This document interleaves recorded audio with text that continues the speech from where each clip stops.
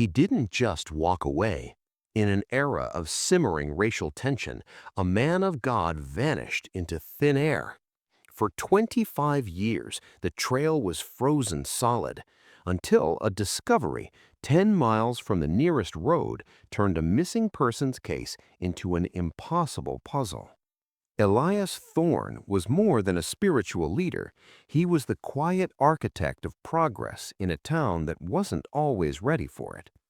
As the pastor of Second Gethsemane, Elias was the fixer. If a family couldn't pay their heating bill or a young man was treated unfairly by the police, they went to Elias.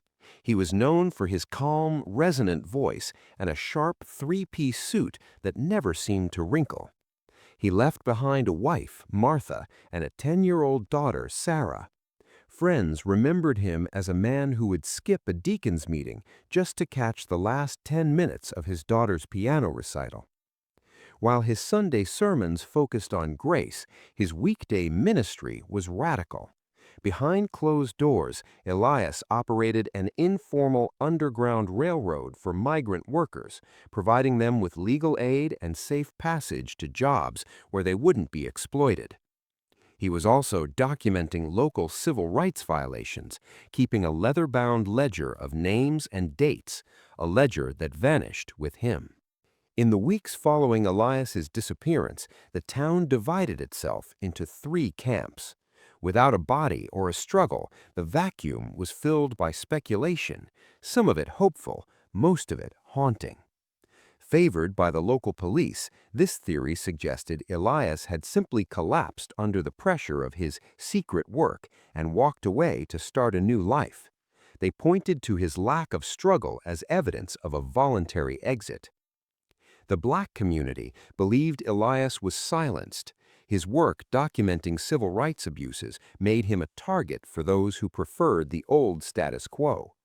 The fact that his car was found at a trailhead he never frequented suggested he was intercepted and forced to drive there. A more chilling theory emerged that the impossible nature of the scene, no footprints, wasn't magic, but a professional scrub. Some whispered that certain members of the local government were involved in the very activities Elias was documenting, and they had the means to make a man evaporate.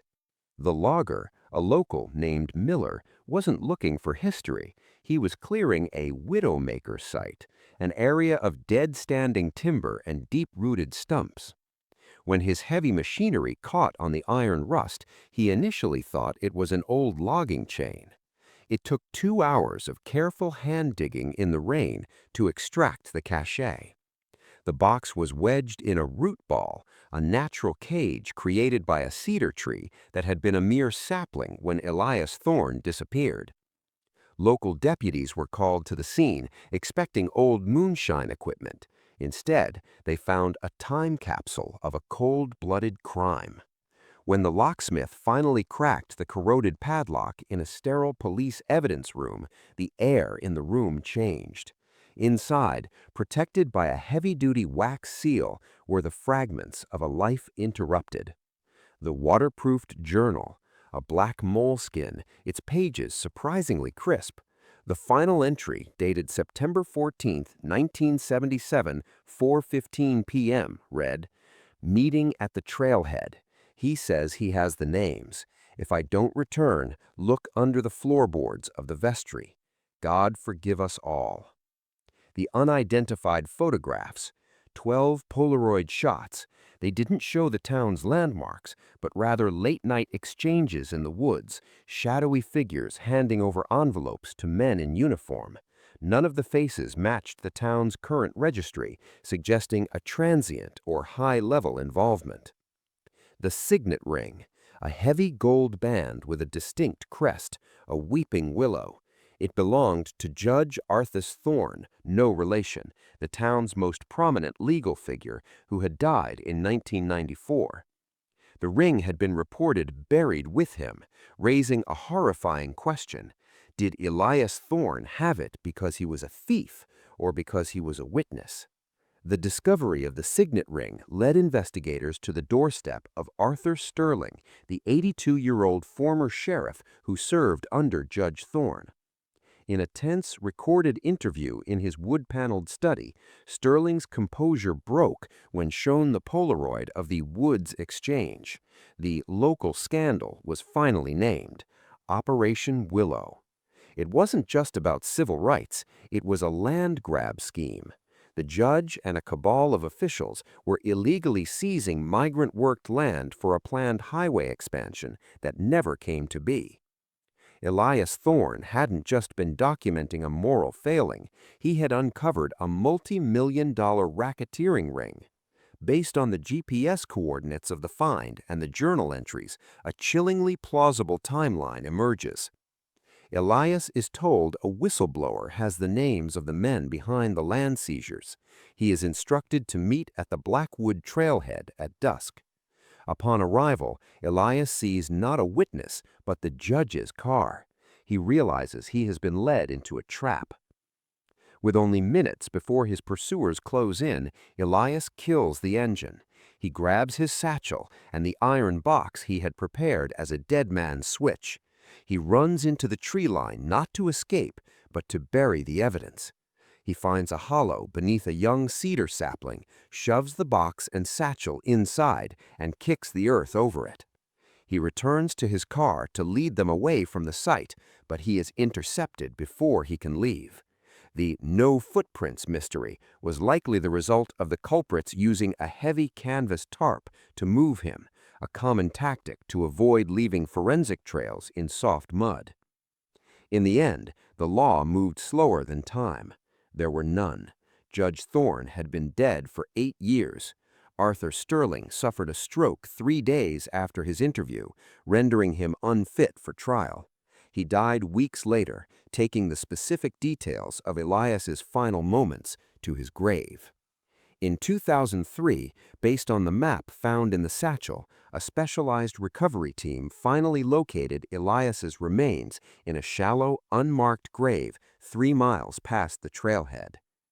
The revelation of Operation Willow didn't just solve a mystery, it shattered the town's foundation. The scandal forced a massive audit of local land deeds, leading to the Thorne Restitution Act.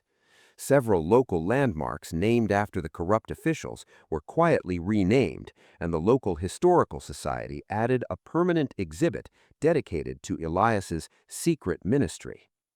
For the community, the discovery was a painful mirror.